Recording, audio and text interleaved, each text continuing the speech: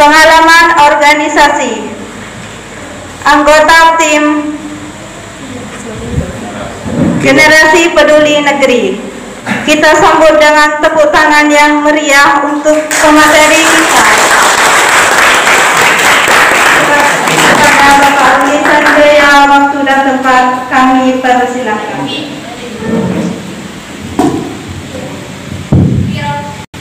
Saya duduk apa berdiri? Selamat berarti. Baik. Assalamualaikum warahmatullahi wabarakatuh. Waalaikumsalam warahmatullahi wabarakatuh. Alhamdulillah wa syukurillah wa la hawla wa la quwwata illa billahil aliyil azim.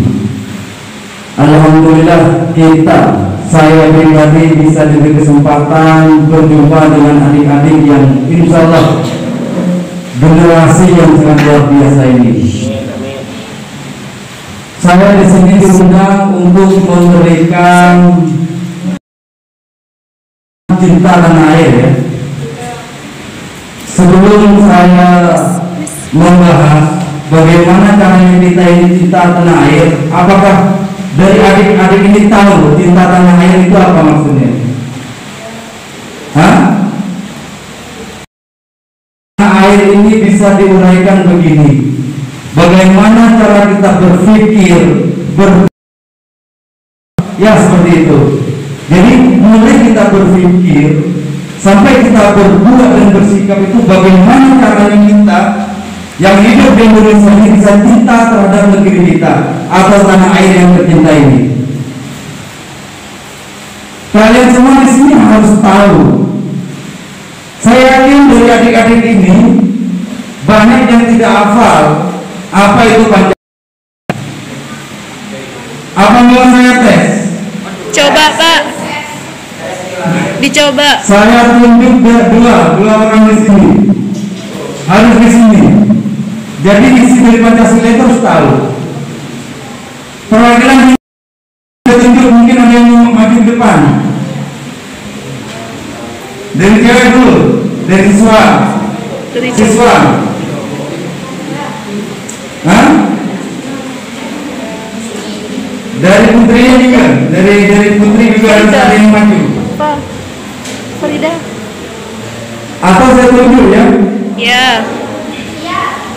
Mana ya? Ini. Nanti saya kasih hadiah loh ya, kalau yang mau maju ini. Saya mau.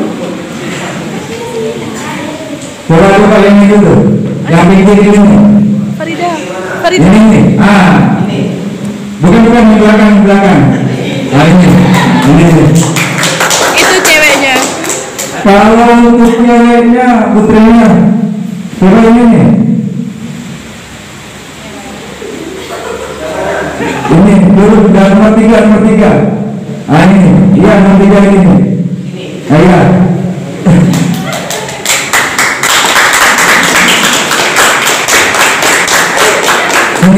Ini deh.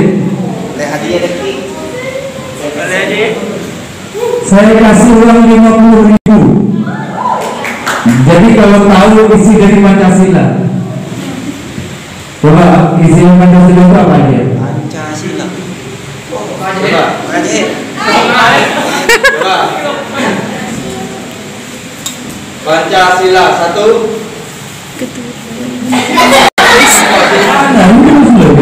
Ini harus ya. Dan Tuhan saya kasih jawaban 1, ketuhanan yang Maha Esa. 2. Ayo.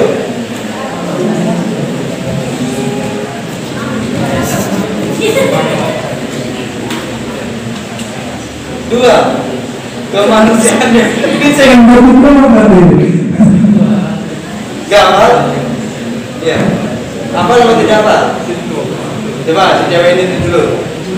Nih. Harus beliau harus hafal. Harus hafal ini. Coba. Pancasila 1. Ketuhanan yang Maha Esa. Wih, mantap. 2. Kemanusiaan yang adil dan beradab. 3. Persatuan rakyat Indonesia. Persatuan. Ya. 4. Kerakyatan yang dipimpin oleh hikmat kebijaksanaan dalam pemusyawaratan perwakilan negara. Gak ada kan? Tapi nggak apa-apa. Ini lebih mengena ini. 5.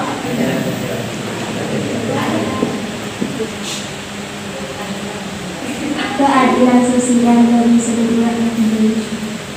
Jadi adik-adik harus hafal Pancasila ini.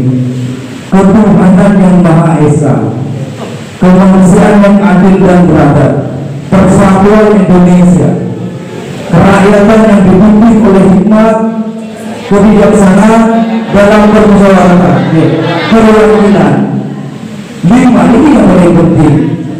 Keadilan sosial bagi seluruh rakyat Indonesia. Ini harus. Kenapa saya bilang harus tahu di sini? Jadi kalian di sini bersikap, berpikir, bertindak itu harus tahu ini. Kenapa saya harus meminta kalian untuk dapat ini dan harus menjalankan ini? Kenapa?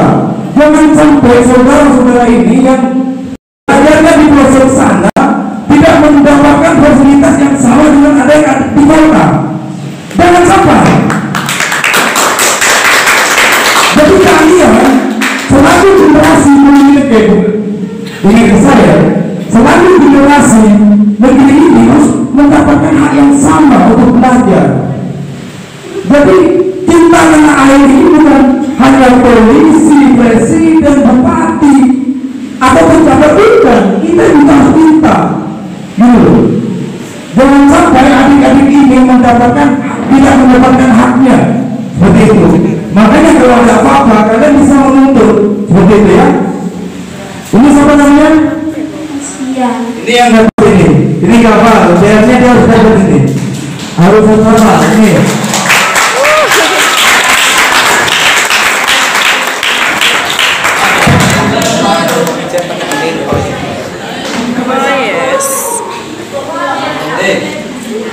Kapuli kan? Saya kasih ini apa? Karena dia berarti saya kasih juga. Ini biasanya.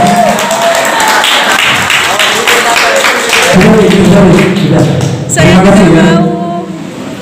Jadi kita itu harus cinta dengan negeri ini, dengan tanah air ini. Anda harus ingat juga ada sejarah dulu Sumpah Pemuda namanya. Di tanggal 28 Oktober 1928 itu pemuda berkumpul dan membuat ikrar. Ada 3 isinya di situ. Jadi kita harus hafal di situ. Jadi kita harus menjunjung tinggi ini selaku generasi seperti itu.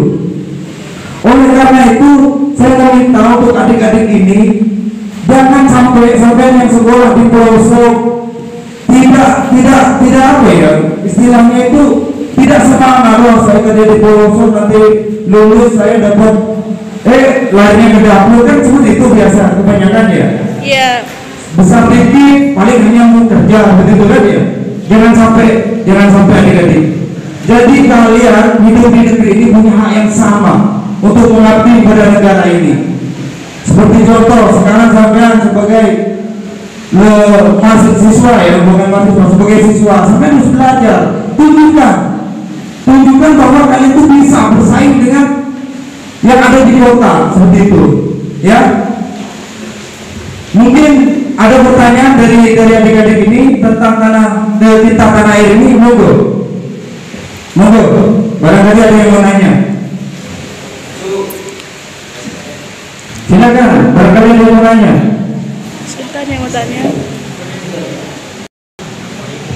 Saya kasih kesempatan untuk yang ada di sini untuk bertanya. Ayo berpikir tentang 4 tema ini. Ini bagus loh ya. Ini bagus. Semua. Assalamualaikum warahmatullahi wabarakatuh. Waalaikumsalam warahmatullahi wabarakatuh. Perkenalkan saya Faridah. Siap. Saya mau tanya Pak, bagaimana caranya menumbuhkan cinta kepada tanah air? Cuma itu aja. Siap. Baik. Catat itu paling tua. Terus yang lain. Siap. Yang cowok ini masa kalah sama cewek? Nah, Ayo, Sip, bagus. itu maju. Ya, ini. Assalamualaikum warahmatullahi wabarakatuh. Ya. Nama saya Nurul Maria. Saya pelajar dari Sekolah Seni dan di sini saya mau bertanya. Di dalam cinta tanah air ada beberapa bagian. Nah, yang saya tanyakan, bagaimana caranya kita mencintai lingkungan kita? Siap. Siap. Terima kasih. Jadi ini rentetannya dari pertanyaan yang pertama ini. Ayo, ini. Yuk. Yang tua itu harus lebih banyak seharusnya. Harus lebih kritis. Assalamualaikum warahmatullahi wabarakatuh. Waalaikumsalam warahmatullahi wabarakatuh. Perkenalkan, nama saya Mudir dari SMA Islam Kalisan. Siap. Pertanyaan saya, bagaimanakah dalam mengabdi pada negara? Siap. Terus tema-tema yang lain ini juga dipertanyakan dan Bapak.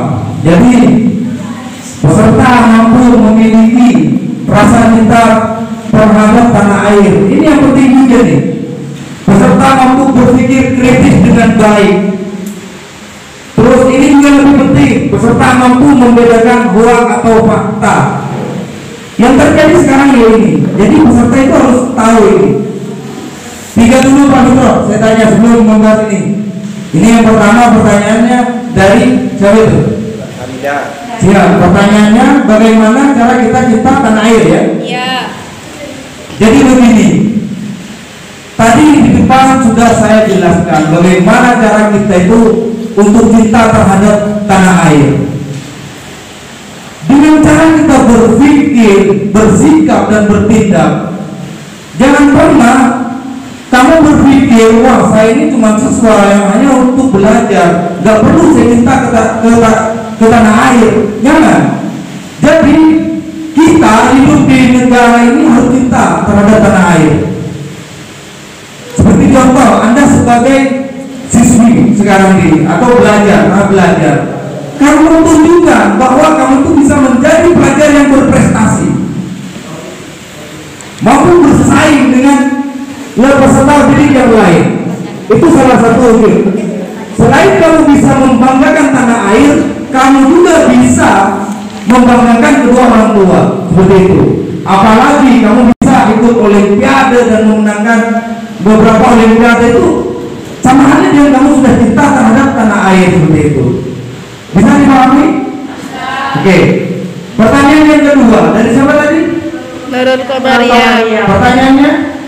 Bagaimana caranya mencintai lingkungan kita? Gitu ya, betul. Jadi lingkungan ini bukan hanya taman, yang ada di sekolah, gitu ya. Jadi seperti mahasiswa yang lain itu juga lingkungan, masuk lingkungan gitu. Walaupun dia bukan sekolah lain, selain kamu harus cinta terhadap lingkungan sekitar, ya kamu cinta juga dengan anggota tetangga seperti itu. Kamu tunjukkan bisa bersinergi seperti itu, bekerja sama dengan baik selaku siswa. Ya mungkin dengan cara saling beri informasi, ya sebentar lagi ada olimpiade ini seperti itu. Ayo kita ikut ini. Gak apa-apa di dalam lomba itu kamu bersaing, tapi tujuannya untuk menunjukkan bahwa siswa di Indonesia ini bisa berprestasi seperti itu. Bisa dipahami? Alhamdulillah. Terus yang ketiga dari Widya. ya, pertanyaannya Bagaimana cara mengabdi pada negara? siap. Sebenarnya tadi sudah saya jawab. Pertanyaan ini semua rentetan. Jadi untuk mengabdi ke negara itu, kita sebagai orang biasa juga bisa. Tapi ada instansi memang untuk mengabdi seperti kepolisian, ya seperti kamu jadi TNI, itu bisa dikatakan mengabdi. Tapi jangan kamu berkecil hati, jangan kamu lempar tanggung jawab cinta tanah air atau cinta ke negeri ini hanya tugas dari polisi atau TNI. Jangan. Anda sebagai masyarakat juga harus cinta ke negeri ini. Seperti contoh, orang tua saya, dia seorang petani. Dengan dia bertani, bercocok tani sampai dia sukses, apa ya bahasanya tandur sampai ngalir begitu, dia sudah membantu negara untuk mencukupi kebutuhan masyarakat. Seperti itu. Bayangkan kalau tidak ada seorang petani, kita mau makan dari mana? Iya kan? Seperti itu. Jadi mengabdi ke negara atau ke negeri ini tidak harus jadi TNI, jadi polisi, tidak. Masyarakat kecil pun atau seorang petani pun itu bisa.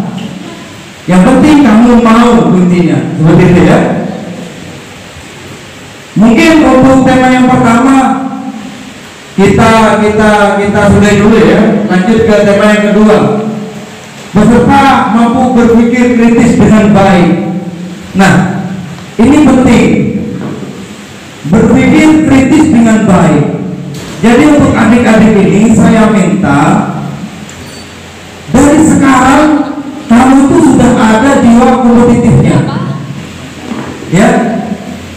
Jangan sampai adik-adik ini hanya sekolah terus lulus, setelah itu organisasi atau bahasa Madura kapan lulus anakku. Jangan. Ada peluang besar untuk kalian semua menjadi orang besar di negeri ini. Jangan sampai Anda berpikir karena saya turunan seorang petani, saya tidak bisa menjadi pejabat seperti itu. Jangan sampai. Saya sering mengutarakan ke teman-teman, kita di negeri ini atau di negara ini punya kewajiban yang harus kita lakukan, yaitu dengan cara apa? Berpikir bagaimana caranya negeri ini tidak dijajah oleh negara yang lain. Begitu. Bung Karno pernah berpesan sebelum beliau meninggal, perjuanganku tidak sulit karena aku melawan penjajah asing. Namun kalian nanti akan kesulitan karena yang akan kalian lawan adalah bangsa penjajah dari bangsa kita sendiri. Artinya kita ini akan dijajah dengan pemikiran-pemikiran saudara kita sendiri. Ya, makanya dari sekarang kalian ini harus punya pemikiran yang kritis. Jangan mau dimanfaatkan. Kalian sekarang itu harus bertindak dan berpikir untuk membantu negara. Ya, mungkin dari teman-teman ada yang ditanyakan lebih spesifiknya masalah berpikir kritis ini. Monggo, saya kasih kesempatan untuk 3 orang lagi. Yang lain dulu, yang lain, tidak apa-apa. Untuk yang lain. Ayo, ada yang mau bertanya?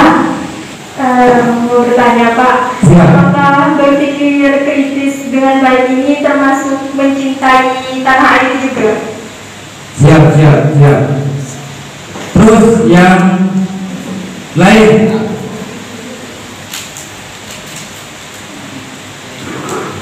Selanjutnya, gak ada ya? Hah? Gak ada lagi? Gak ada ya? Ayo. Yang cowok.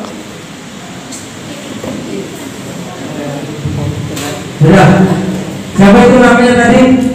Ada Sapitri. Ada Sapitri. Pertanyaannya, apakah dengan berpikir kritis ini sama halnya dengan cinta tanah air? Sama. Bahkan Anda harus berpikir kritis ini. Kenapa? Karena jangan sampai saya bilang tadi Anda dimanfaatkan, ya. Dan sekarang Anda itu sudah punya kewajiban untuk membantu negara. Yang itu tadi yang di depan, seperti itu. Jadi berpikir kritis ini bukan kamu disuruh jadi LSM, bukan, atau jadi DPR. Berpikir kritis yang seperti ini sederhananya ya. Guru memberi penjelasan di kelas, ya kamu tangkap dengan baik. Itu sama halnya dengan berpikir kritis. Seperti itu. Mungkin harus sederhana ke adik-adik ini ya. Tema yang ketiga, kita lanjut aja ya ke tema yang ketiga. Ini yang paling penting di era sekarang. Peserta mampu membedakan hoak dan fakta. Paham maksudnya hoak ini? Paham. Hah? Paham. Kurang-kurang ini mungkin cuma segelintir. Paham nggak maksudnya hoak ini? Paham ya? Hati-hati hati-hati adik-adik. Jangan sampai Anda yang aktif di media sosial menyebarkan berita-berita bohong atau berita hoax, karena ada pasal yang menunggu adik-adik di negara ini.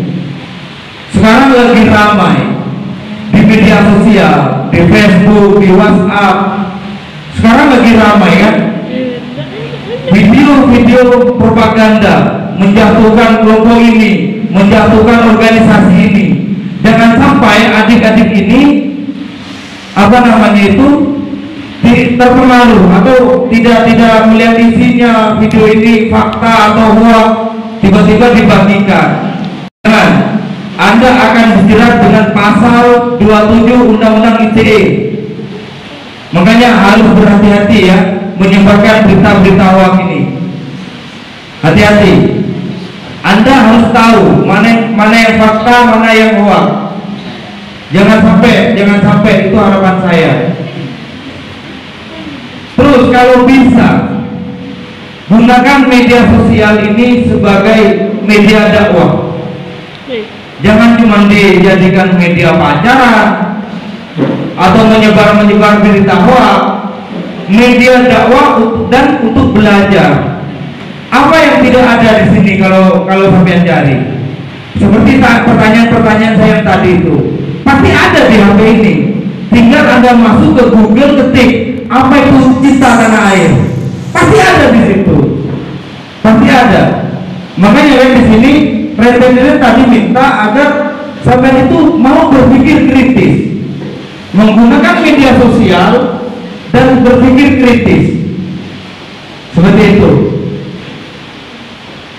Mungkin dari adik-adik ini ada yang mau ditanyakan tentang ini berita hoax dan fakta ini. Hah? Ah, ini siapa ini?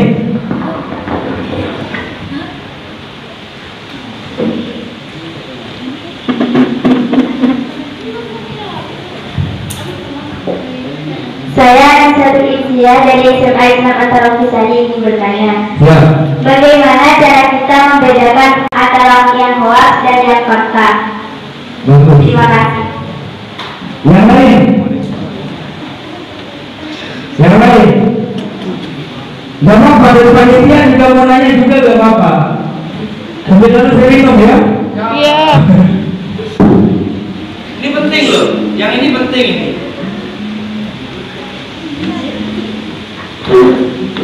Assalamualaikum warahmatullahi wabarakatuh. Nama saya Jairia dari SMA Islam Antara Kisari. Ya.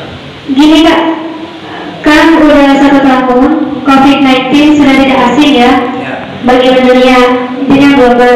Nah, di internet, sosmed itu pro kontra masalah COVID-19. Ada yang bilang COVID-19 sengaja diciptakan untuk seperti permainan politik. Ada yang bilang memang takdir akan ada COVID-19.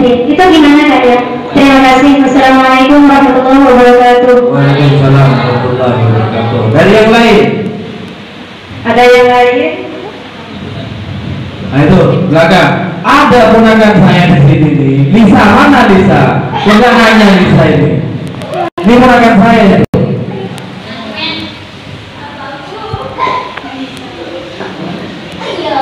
Oh, Lisa.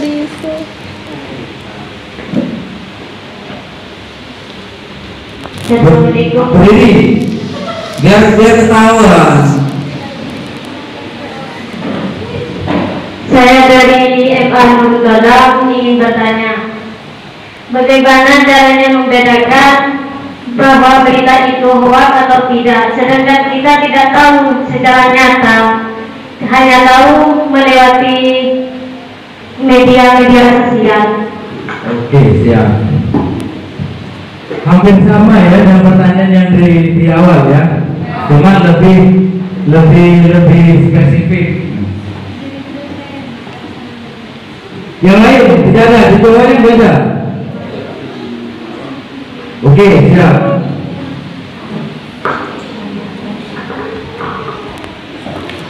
Assalamualaikum warahmatullahi wabarakatuh. Waalaikumsalam warahmatullahi wabarakatuh. Perkenalkan, nama saya Widir dari SMA Islam Perkutani. Saya ingin bertanya, Pak, apakah berita hoax akan memecah belah Pancasila yang ketiga? Siap. Ini bagus pertanyaan ini. Tapi yang sama ini. Jadi kalau ini sekali nanya langsung menang gitu. Alhamdulillah. Pertanyaannya dari yang depan, siapa namanya tadi? Anisatul Ilsia. Panggilannya Anissa berarti ya? Ya. Bagaimana caranya kita membedakan berita hoax atau yang fakta? Jadi kita harus menelusuri sumbernya.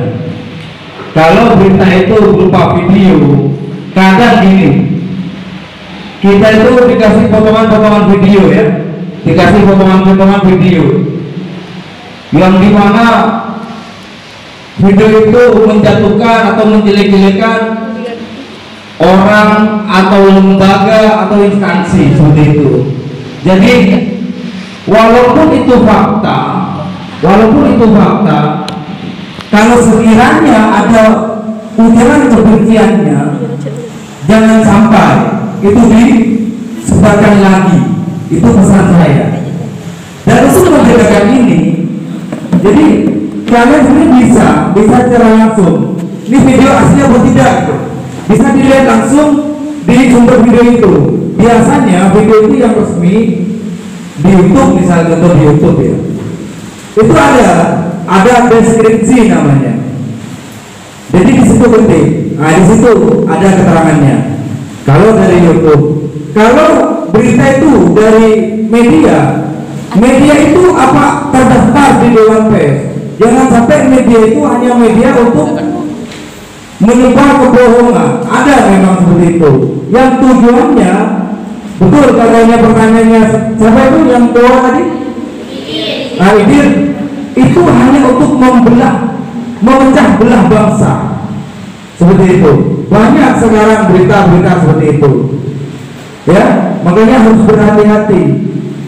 Walaupun video itu fakta, tapi kalau ada ujaran kebenciannya, menjelek-jelekan orang, jangan sampai Anda membagikan atau mengunggahnya ke media sosial. Karena Anda akan dijerat dengan pasal 27 Undang-Undang ITE. Hati-hati ya, hati-hati. Nah, kita lanjut ke pertanyaannya. Siapa tadi? Juair ya. Sekarang memang banyak video-video propaganda, terutama untuk masalah COVID ini. Ini memang masyarakat itu sengaja diadu domba kalau saya pemikirannya. Katanya yang satu, virus ini bikinan. Ada yang satu, ada yang dari sebelah sini. Virus ini memang ada. Jadi kita berpikirnya begini. Virus itu walaupun tidak diberitakan nggak ada, tetap kita harus berhati-hati. Kita ambil sisi positifnya. Apa yang dianjurkan oleh negara untuk melawan virus ini? Cuci tangan, ya kan, menjaga jarak, memakai masker. Walaupun ini tidak ada virus, sampai itu harus loh ya jaga kebersihan. Karena ini sudah ada hadisnya bahwa kebersihan itu adalah sebagian dari iman. Kalau tidak salah an-nadhafatu minal iman, gitu ya. Kalau hadisnya itu. Jadi walaupun tidak ada virus, kamu tuh harus menjaga kebersihan. Ya. Terlepas tadi pertanyaan ini hoax atau fakta, video atau pemberitaan di media sosial, wallahu a'lam. Karena saya sendiri untuk virus ini percaya tidak percaya. Kenapa saya bilang percaya tidak percaya?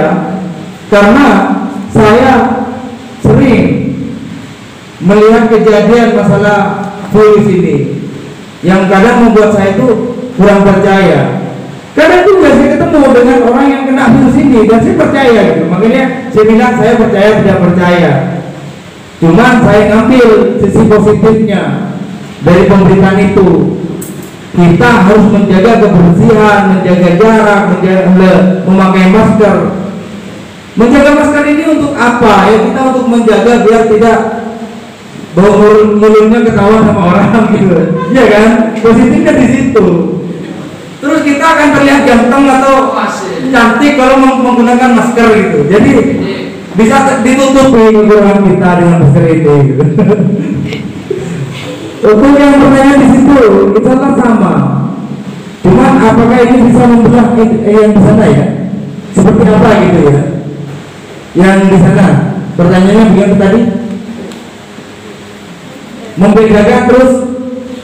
Dia minta contoh ya tadi ya.